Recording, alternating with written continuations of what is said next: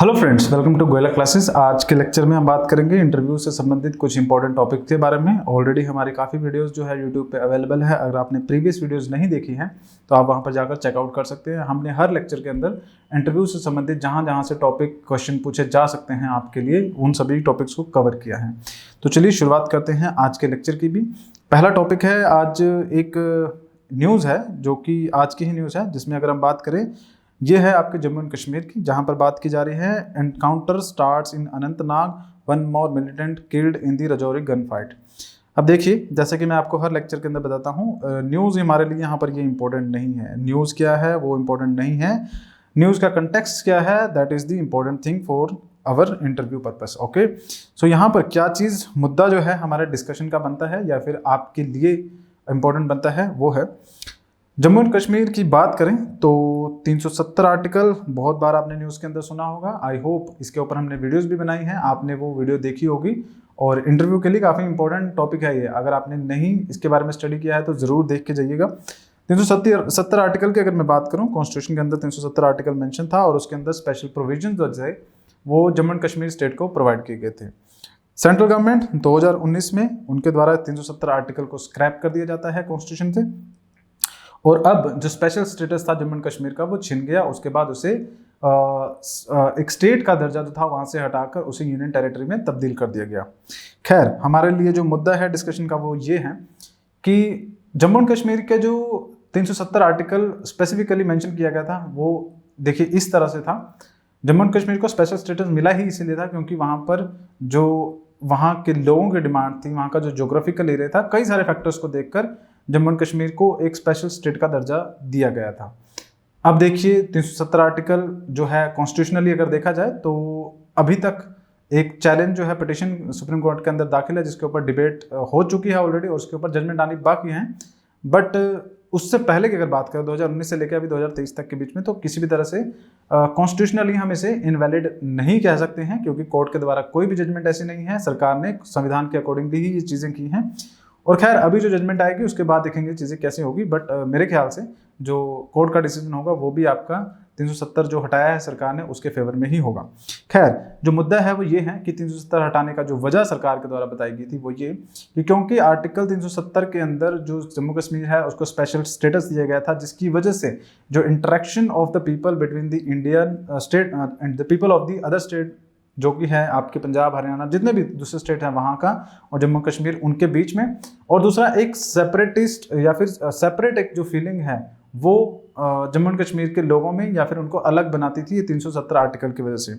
और दूसरा रीज़न ये भी है कि सेंट्रल गवर्नमेंट का कहना ये है कि वहाँ की जो जमहूरियत है या फिर वहाँ के जो पॉलिटिशियन हैं, वहाँ के जो लोग हैं, कुछ लोग वो इस स्पेशल स्टेटस का फ़ायदा उठाते हैं। किस काम के लिए? वहाँ पे टेररिज्म को, मिलिटेंट्स को ग्रो करने के लिए, उनकी जो पहुंच है आगे तक बढ़ाने के लिए और वहाँ पे एक आतंकवाद का दायरा जो है उसको बढ़ाने के लिए संविधान, ये जो हमारी सेंट्रल गवर्नमेंट है वो 370 आर्टिकल को हटा देती है। और उसके बाद हमें कुछ डेफिनेटली पॉजिटिव चेंज देखने को मिलता है क्योंकि अगर आप देखेंगे तो 2019 से पहले और 2019 के बाद जो टेररिस्ट एक्टिविटीज़ थी उसमें काफ़ी कमी जो है हमें देखने को मिली है। तो हम ऐसा नहीं कह सकते कि कुछ फ़ायदा नहीं हुआ है, बट हाँ काफ़ी हद तक फ़ायदा हुआ भी है और कुछ चीज़ें अभी भी बाकी रहती हैं। जैसे कि यहाँ पर ये न्यूज़ ही देखने को मिल रही है कि अभी भी जम्मू एंड कश्मीर की जो प्रॉब्लम है कंप्लीटली सॉल्व नहीं हुई है और उसके अंदर अगर हम देखें तो ये टेररिस्ट एक्टिविटीज़ अभी भी कॉन्टिन्यूसली चल रही हैं। बीच में जो मुद्दा था ये भी उठाया गया था और कुछ पॉलिटिशियन की भी ये स्टेटमेंट थी कि जो कश्मीर वाला जो हिस्सा है जहाँ पे पाकिस्तान ने ऑक्यूपाई कर रखा है, बहुत ही जल्द उसे इंडिया के अंदर मिला लिया जाएगा। खैर, ये जो स्टेटमेंट है पॉलिटिकल स्टेटमेंट होती है और इन पे विश्वास नहीं किया जा सकता।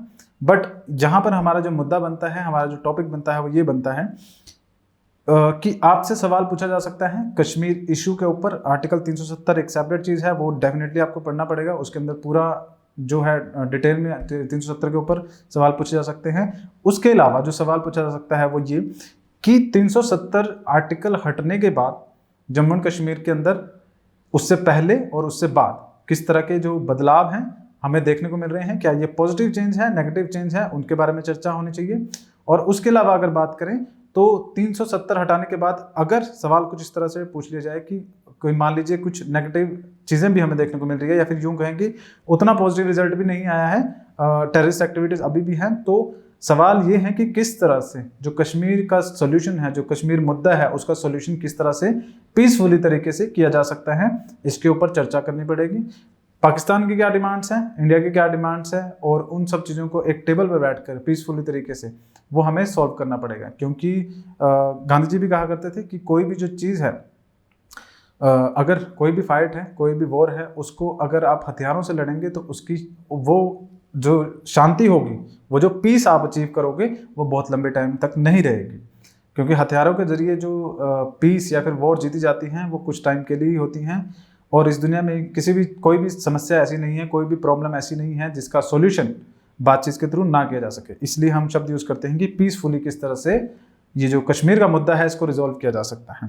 That is the question. ये आपका इंपॉर्टेंट टॉपिक बनता है और क्वेश्चन बनता है हमारे इंटरव्यू के पर्पज से।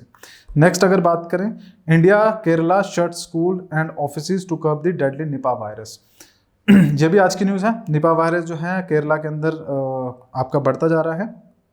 खैर, हमारा जो टॉपिक है वो क्या है, न्यूज़ नहीं है। हमारा टॉपिक ये है कि 2019-20 के बाद हमने देखा था जो आपका कोरोना वायरस था वो इंडिया के अंदर आया था, इंडिया क्या पूरे वर्ल्ड के अंदर फैला था, और उसकी वजह से काफ़ी ज़्यादा जो पूरे वर्ल्ड की इकॉनमी है वो डाउन हो गई थी। सभी जो देश हैं वो अपने बिल्कुल इकॉनमी जो कोलैप्स पे आ गई थी कुछ देशों की। तो इंडिया ने अच्छा परफॉर्म किया बाकी देशों के कंपैरेटिवली। ऐसा नहीं है कि बहुत कुछ बढ़िया किया है, लेकिन हाँ, कुछ देशों के जो हमारे आसपास के जो देश थे उनके कंपैरेटिवली इंडिया ने अच्छा परफॉर्म किया है, इवन उस टाइम के अंदर भी। खैर, मुद्दा हमारा ये है कि ये जो बार बार जो ये वायरस देखने को मिल रहे हैं, अभी आप देखेंगे कि कोरोना वायरस जब से उसका ओरिजिन हुआ था उसके बाद कई बार वो म्यूटेट हो चुका है, मतलब अपना जो स्ट्रक्चर है उसको बदल रहा है। और हम एक चीज़ की अगर वैक्सीन बनाते हैं तो उसके अगेंस्ट जो है कोरोना वायरस अपने आप को म्यूटेट करके एक दूसरी फॉर्म में ले आता है। खैर, कोरोना वायरस हो गया, उसके बाद निपा वायरस हो गया, उसके अलावा और भी बहुत सारी जो बीमारियां हैं all over the world level पर हमें कुछ टाइम से, कुछ डिकेड्स की अगर हम बात करें तो ज़्यादा देखने को मिल रही हैं। चर्चा का मुद्दा यही बनता है कि ये जो रिसेंट वायरल डिजीज देखने को मिल रही है, और वो भी डेडली वायरस जो कि पेंडेमिक डिक्लेयर की गई थी।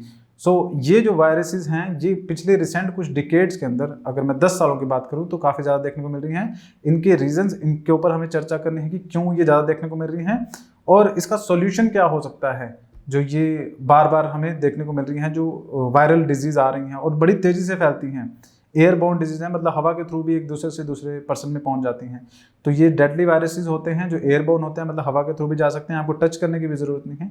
तो इनका सॉल्यूशन कि क्यों ये, पहली चीज़ तो ये कि ये क्यों इतनी ज़्यादा बार बार देखने को मिल रही है कुछ सालों के अंदर, क्या इसका रिलेशन क्लाइमेट चेंज के साथ है या फिर इसका रिलेशन किसी और चीज़ के साथ है, और सेकंड चीज़ क्या कि किस तरह से ये जो बीमारियां हैं, ये जो वायरल डिजीज़ हैं या फिर ये जो वायरसेस होते हैं, इनको कम किया जा सकता है, और हमारा जो हेल्थ सेक्टर है वो कितना ज़्यादा प्रिपेयर्ड है इन सब डिजीज़ के लिए। तो ये आपके कुछ मुद्दे बनते हैं इंपॉर्टेंट, जिनके ऊपर सवाल किए जा सकते हैं।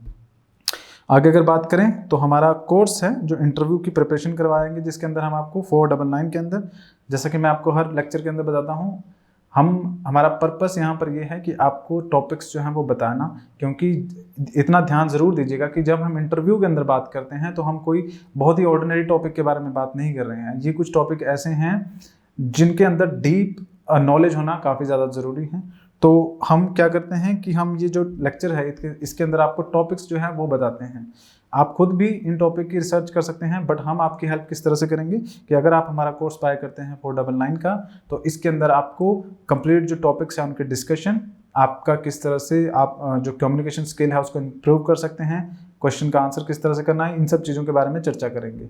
तो अगर आप चाहें तो इस कोर्स को ज्वाइन कर सकते हैं। ये आपका सिर्फ 499 के अंदर होगा, और इसमें आपके मॉक इंटरव्यूज़ जो होंगे वो भी हमारे द्वारा कंडक्ट करवाए जाएंगे, ताकि आपके अंदर कॉन्फिडेंस जो है वो पैदा हो सके। तो आज के लेक्चर में फिलहाल इतना ही है। चैनल पर नए हैं तो चैनल को सब्सक्राइब कीजिएगा। हमारा इनिशिएटिव आपको कैसा लग रहा है कमेंट करके ज़रूर बताइएगा। अगली बार मिलेंगे कुछ नए टॉपिक्स के साथ, तब तक के लिए धन्यवाद।